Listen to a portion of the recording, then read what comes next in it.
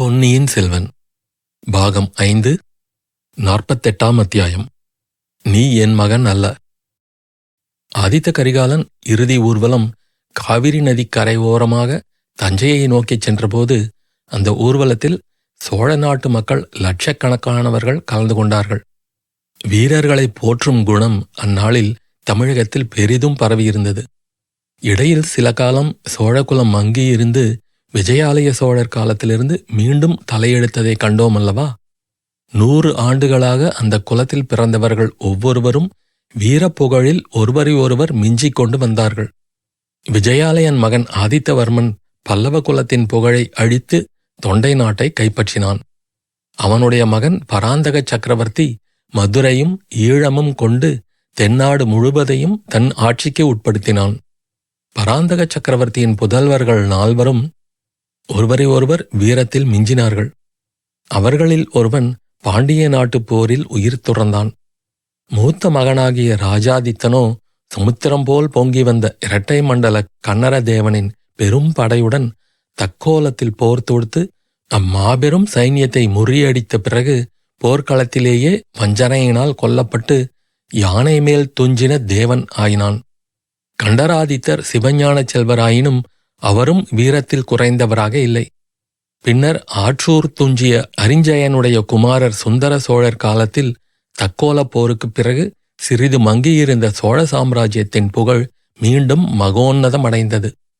இவ்வாறு வழி வழியாக வந்த வீர பரம்பரையில் பிறந்தவர்களில் ஆதித்த கரிகாலனுக்கு ஒப்பாரும் இல்லை மிக்காரும் இல்லை என்று மக்களின் ஏகோபித்த வாக்கே எங்கும் கேட்கக்கூடியதாயிருந்தது. 12ஆம் வயதில் சேவூர் போர்க்களத்தில் அவன் புரிந்த வீரதீர சாகசச் செயல்கள் அர்ஜுனன் மகனாகிய அபிமன்யுவின் புகழையும் மங்கச் செய்துவிட்டனவல்லவா? இத்தகைய வீராதி வீரன் சில வருட காலமாக தஞ்சைக்கு வராமல் காஞ்சியிலேயே தங்கியிருந்த காரணம் பற்றி பலவித வதந்திகள் உலாவி வந்தன. சிற்றரசர்கள் சூழ்ச்சி செய்து மதுராந்தகனுக்கு பட்டம் கட்டும் நோக்கத்துடன் ஆதித்த கரிகாலனை தஞ்சை பக்கம் வராதபடி செய்து வருகிறார்கள் என்பது ஒரு வதந்தி. முன்னொரு காலத்தில் கரிகால் வளவன் வடநாட்டுக்கு படையெடுத்துச் சென்று இமயமலையின் உச்சியில் புலிக்கொடியை நாட்டிவிட்டு வந்தது போல் அதே பெயர் கொண்ட ஆதித்த கரிகாலனும் செய்ய விரும்பி சபதம் செய்திருக்கிறான் என்றும் அந்தச் சபதம் நிறைவேறாமல் அவன் தஞ்சைக்கு திரும்ப விரும்பவில்லை என்றும் அதற்கு பழுவேட்டரையர் முதலியவர்கள் குறுக்கே நின்று தடுத்து வருகிறார்கள் என்றும் இன்னொரு வதந்தி பரவியிருந்தது. எனவே திடீரென்று ஒரு நாள் ஆதித்த கரிகாலன் இறந்துவிட்டான் என்றும் சம்புவராயரின் மாளிகையில் வஞ்சனையினால் கொல்லப்பட்டான் என்றும் செய்தி பரவவே சோழ நாட்டு மக்களின் உள்ள கிளர்ச்சி எப்படி இருந்திருக்கும் என்று சொல்ல வேண்டியதில்லை அல்லவா? அந்த வீர புருஷனுக்கு இறுதி மரியாதை செய்வதற்கு மக்கள் லட்சக்கணக்கிலே திரண்டு வந்து சேர்ந்ததிலும் வியப்பில்லைதானே. ஊர்வலம் தஞ்சையை அணுகியபோது ஜனக்கூட்டம் ஜனசமுத்திரமாகவே ஆகிவிட்டது. தஞ்சை நகர மக்களும் தஞ்சை கோட்டையைச் சுற்றிலும் சூழ்ந்திருந்த தென் திசை படை வீரர்களும் கூட்டத்தோடு கூட்டமாகச் சேர்ந்து விட்டார்கள். அவர்களையெல்லாம் கோட்டைக்குள் அனுமதித்தால் பல விபரீதங்கள் நேரிடலாம் என்று முதன் மந்திரி அநிருத்தர் எச்சரித்ததன் பேரில் துயரக்கடலில் மூழ்கியிருந்த சக்கரவர்த்தியும் அவருடைய குடும்பத்தாரும் கோட்டைக்கு வெளியிலேயே வந்துவிட்டார்கள். சுந்தர சோழரை பார்த்ததும் அந்த மாபெரும் கூட்டத்தில் ஒரு பேரிரைச்சல் எழுந்தது. சோழ நாட்டை சுந்தர சோழர் அரசு புரிந்தபோது ஹா என்ற சத்தமே கேட்டதில்லை என்று சில சாசனங்கள் சொல்லுகின்றன. ஆதித்த கரிகாலரின் மரணத்துக்கு முன்னால் குடிகொண்டிருந்த நிலைமை அச்சிலா சாசனங்களில் பொறிக்கப்பட்டிருக்கிறது. இன்றைக்கோ ஹோ ஹோ ஐயையோ என்ற சத்தங்கள் லட்சக்கணக்கான குரல்களில் எழுந்தன. அபிமன்யுவை பறிகொடுத்த அர்ஜுனனுடைய நினைவு அநேகருக்கு வந்தது. ஆனால் அபிமன்யுவோ பகைவர் கூட்டத்துக்கு மத்தியில் தன்னந்தனியாக நின்று அசகாய சூரத்தனங்கள் செய்துவிட்டு உயிரை விட்டான். இங்கேயோ ஆதித்த கரிகாலன் மதுராந்தகரின் மண்ணாசையினாலும் சிற்றரசர்களின் அதிகார வெறியினாலும் சூழ்ச்சிக்கு ஆளாகி கொல்லப்பட்டான். மக்களின் மனத்தில் குடிகொண்டிருந்த இந்த எண்ணத்தை உறுதிப்படுத்தும் காரியங்களும் வெளியில் நடந்தன. ஆதித்த கரிகாலனுடைய சடலம் தஞ்சை கோட்டைக்கு வெளியே எல்லோரும் வந்து பார்க்கும்படியாக வைக்கப்பட்டிருந்தது. அனைவரும் வந்து பார்த்து கண்ணீர் விட்டுவிட்டு போனார்கள். ஆனால் மதுராந்தகர் மட்டும் வரவில்லை. பழுவேட்டரையர்களும் வரவில்லை. பழுவேட்டரையர்கள் தங்கள் நண்பர்களை சைனியங்களுடன் ஒன்று சேர்த்து கொண்டிருக்கிறார்கள் என்ற வதந்தி பரவவும் ஆரம்பித்தது. எனவே ஆதித்த கரிகாலருக்கு வீர மரணத்துக்குரிய முறையில் ஈமச் சடங்குகள் நடந்து சக்கரவர்த்தியின் குடும்பத்தினர் தஞ்சை கோட்டைக்குள் பிரவேசித்த பிறகும் ஜனக்கூட்டம் விரைவாக கலையவில்லை. மதுராந்தகன் வீழ்க, பழுவேட்டரையர்கள் வீழ்க என்னும் கோஷங்கள் முதலில் லேசாக எழுந்தன. நேரமாக ஆக இந்த கோஷங்கள் பலம் பெற்று வந்தன. திடீரென்று ஜனக்கூட்டத்தில் ஒரு பகுதியினர் கோட்டை கதவுகளை இடித்து மோதி திறந்து கொண்டு தஞ்சை நகருக்குள் பிரவேசித்தார்கள். முதலில் அவர்கள் பழுவேட்டரையர்களின் மாளிகைக்கு சென்றார்கள். வெளியிலே நின்று பழுவேட்டரையர்கள் வீழ்க என்று சத்தமிட்டார்கள். முதன் மந்திரி அனிருத்தரின் கட்டளையின் பேரில் வேளக்காரப் படை வீரர்கள் ஜனங்களை கலைந்து போகச் செய்ய நேர்ந்தது. இதற்கிடையில் மதுராந்தக தேவன் அனிருத்தரின் வீட்டில் ஒளிந்து கொண்டிருக்கிறான் என்பதாக ஒரு வதந்தி பரவியது. ஜனங்கள் அனிருத்தரின் வீட்டை போய் சூழ்ந்து கொண்டார்கள். எங்கே அந்த பேடி மதுராந்தகன்? வெளியே வரச் சொல்லுங்கள் மதுராந்தகனை என்று கத்தினார்கள். அச்சமயம் உண்மையாகவே மதுராந்தகன் அனிருத்தரின் வீட்டுக்குள் இருந்தான். வெளியிலே ஜனங்களின் கூக்குரலை கேட்டுவிட்டு அவன் நடுநடுங்கினான். அனிருத்தரை பார்த்து, முதன் மந்திரி, என்னை எப்படியாவது கோட்டைக்கு வெளியே அனுப்பிவிடுங்கள். இரகசிய சுரங்க வழியாக அனுப்பிவிடுங்கள். என்னை ஆதரிக்கும் நண்பர்களுடனே நான் போய் சேர்ந்து கொள்கிறேன்.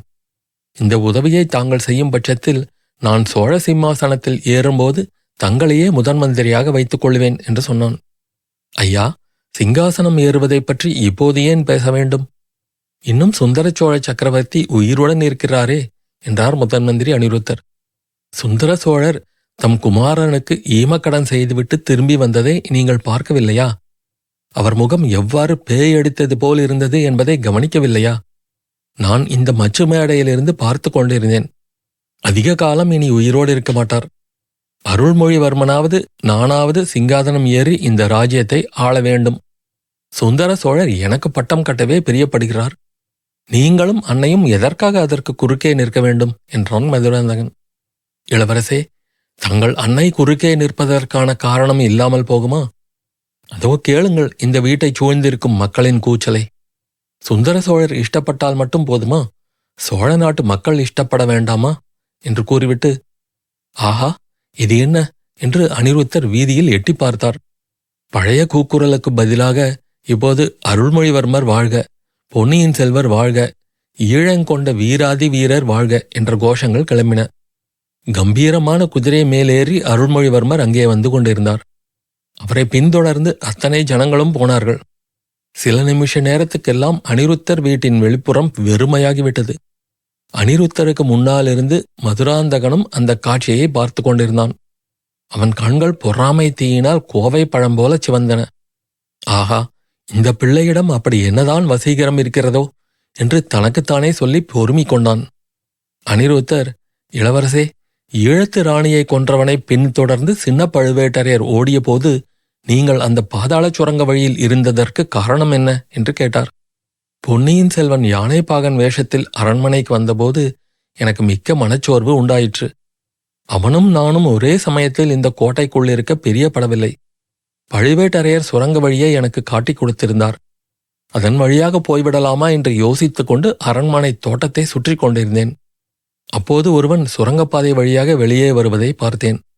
அவன் என்னை நெருங்கி, இளவரசே, தங்களை பார்க்கத்தான் வந்தேன்.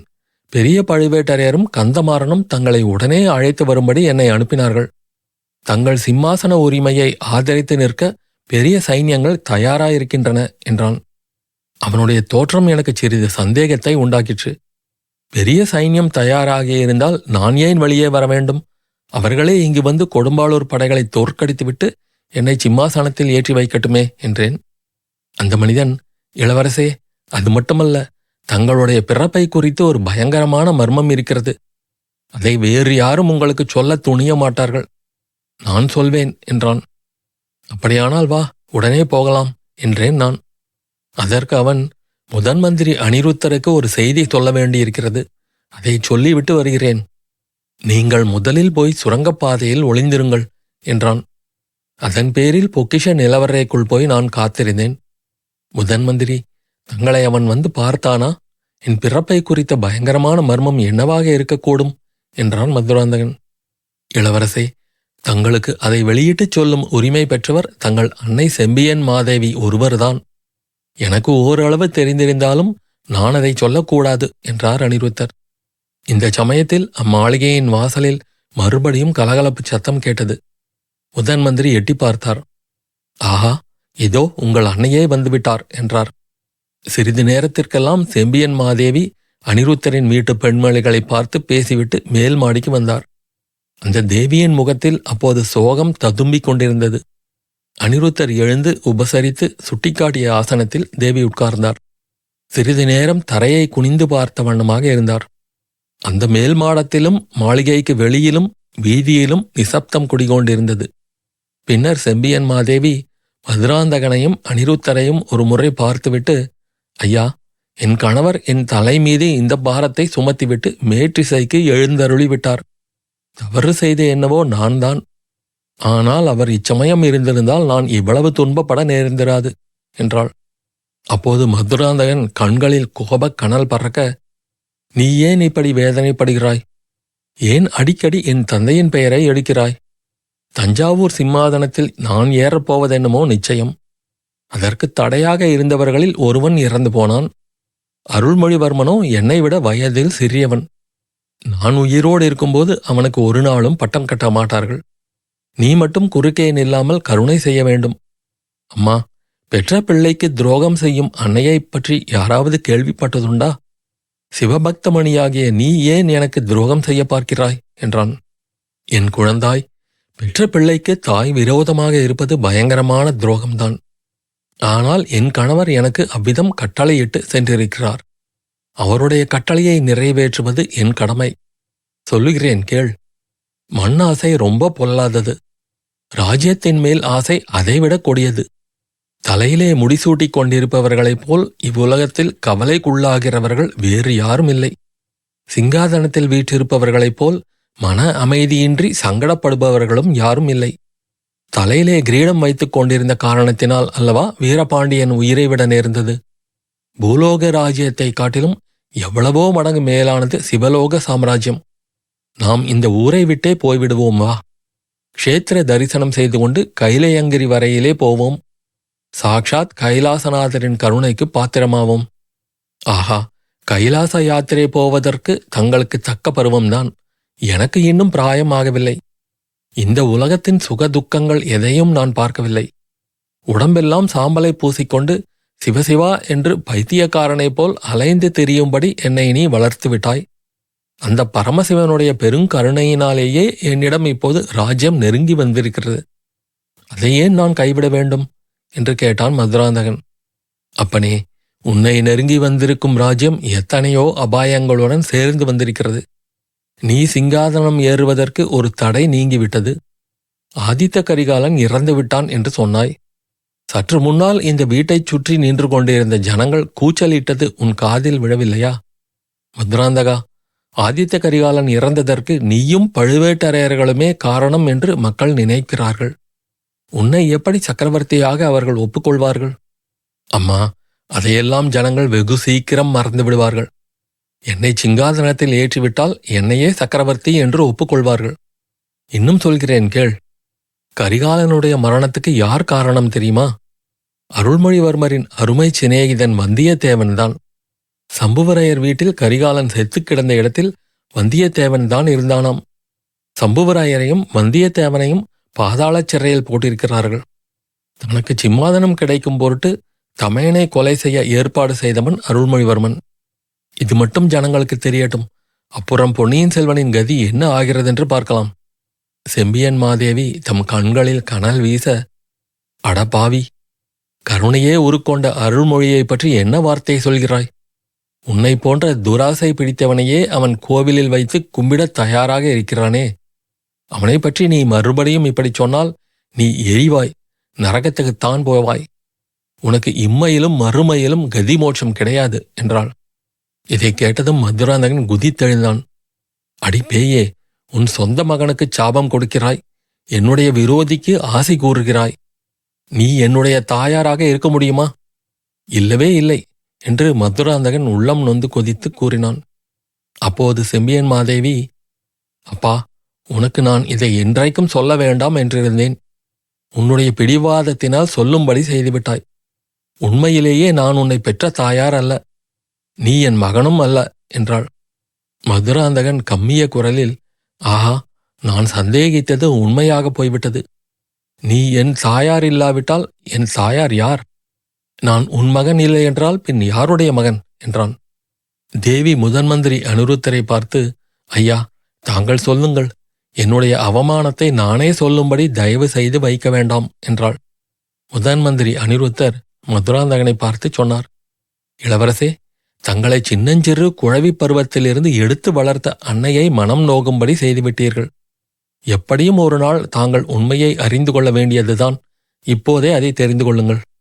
செம்பியன் மாதேவிக்கு கல்யாணமான புதிதில் தன் வயிற்றில் ஒரு குழந்தை பிறக்க வேண்டுமென்றும் அக்குழந்தை சோழ சாம்ராஜ்யத்தின் சக்கரவர்த்தியாக வேண்டுமென்றும் ஆசை இருந்தது. அவள் கர்ப்பம் தரித்து குழந்தை பேற்றை எதிர்பார்த்து கொண்டிருந்த சமயத்தில் அவருடைய கணவர் வெளியூருக்கு சென்றிருந்தார். அதே சமயத்தில் அதே காலத்தில் அக்காளும் தங்கையுமான 2 ஊமை ஸ்திரீகள் அரண்மனை தோட்டத்தில் குடியிருந்தார்கள். அவர்களில் ஒருத்தி கர்ப்பம் தரித்து குழந்தை பேற்றை எதிர்பார்த்து கொண்டிருந்தாள். செம்பியன் மாதேவி க்ஷேத்ராடனம் சென்றிருந்தபோது அனாதையாக காணப்பட்ட அந்த கர்ப்பஸ்திரீயை அழைத்து வந்திருந்தாள். அவளுடைய சகோதரி தஞ்சாவூருக்கு அருகில் இருக்கிறாள் என்று கேள்விப்பட்டு கர்ப்பஸ்திரீக்கு உதவி செய்வதற்காக அவளை வரவழைத்துக் கொண்டிருந்தாள். செம்பியன் மாதேவிக்கு குழந்தை பிறந்தது. முதன் மந்திரி அனிருத்தர் ராஜ்யத்துக்கு பிள்ளை பிறந்திருப்பதன் பொருட்டு வாழ்த்து கூற வந்தார். அப்போது செம்பியன் மாதேவி கண்ணீர் விட்டு கோவென்று அழுதாள். பிறந்த குழந்தை உயிரில்லாமல் அசைவற்று கட்டையைப் போல் கிடந்தபடியால் அவ்வாறு அவள் துக்கப்பட்டாள். ஐயா, என் கணவன் வந்து கேட்கும்போது நான் என்ன பதில் சொல்வேன் என்று விம்மி அழுதாள். அவளுடைய துயரத்தைக் கண்டு பொறுக்க முடியாமல் அனிருத்தர் ஒரு யோசனை கூறினார். தோட்டத்தில் குடியிருந்த ஊமை பெண்ணுக்கு ஓர் ஆணும் ஒரு பெண்ணுமாக இரட்டை குழந்தைகள் பிறந்திருப்பதை அவர் அறிந்திருந்தார். அந்த ஊமை பெண்ணிடம் சென்று குழந்தைகளை அங்கேயே விட்டுவிட்டு போய்விட்டால் அவர்கள் அரண்மனையில் வளர்வார்கள் என்று ஜாடையினால் தெரிவித்தார். அந்த ஊமை பெண் வெறி பிடித்த பைத்தியக்காரி போல் இருந்தாள். முதலில் அவள் குழந்தைகளை கொடுக்க மறுத்தாள். சற்று நேரம் கழித்து குழந்தைகளை விட்டுவிட்டு ஓடியே விட்டாள். உடனே அனிருத்தர் அவளுடைய தங்கையைக் கொண்டு ஆண் குழந்தையை செம்பியன் மாதேவியிடம் கொண்டுவிடச் செய்தார். உயிரின்றி கட்டை போல் இருந்த குழந்தையை ஒருவருக்கும் தெரியாமல் கொண்டு போய் புதைத்து விடும்படி ஊமை தங்கையிடம் கொடுத்து அனுப்பிவிட்டார். மற்றொரு பெண் குழந்தையை தன்னுடைய வீட்டுக்கு எடுத்துச் சென்று அங்கிருந்த தன்னுடைய சீடன் ஆழ்வார்க்கடியானிடம் கொடுத்து பாண்டிய நாட்டுக்கு அனுப்பி வைத்து விட்டார். இவ்விதம் குழந்தை மாற்றம் செய்தது செம்பியன் மாதேவியின் உள்ளத்தில் உறுத்தி கொண்டே இருந்தது. ஒரு நாள் கண்டராதித்த தேவரிடம் உண்மையை ஒப்புக்கொண்டு விட்டாள். அந்த மகான், அதனால் பாதகமில்லை பெண்ணே, யார் வயிற்றில் பிறந்த குழந்தையாக இருந்தால் என்ன? சிவபெருமான் அளித்த குழந்தைதான். உன் வயிற்றில் பிறந்த குழந்தையைப் போலவே வளர்த்துவா. ஆனால் வேறு குலத்தில் பிறந்த பிள்ளை சோழ சிங்காதனத்தில் ஏறக்கூடாது. அப்படிச் செய்வது குல துரோகமாகும். ஆகையால் சிறு பிராயத்திலிருந்தே இவனை சிவபக்தனாகும்படி வளர்த்து வருவோம். சோழ சாம்ராஜ்யம் வேண்டாம், சிவபக்தி சாம்ராஜ்யமே போதும் என்று இவனே சொல்லும்படி வளர்ப்போம்.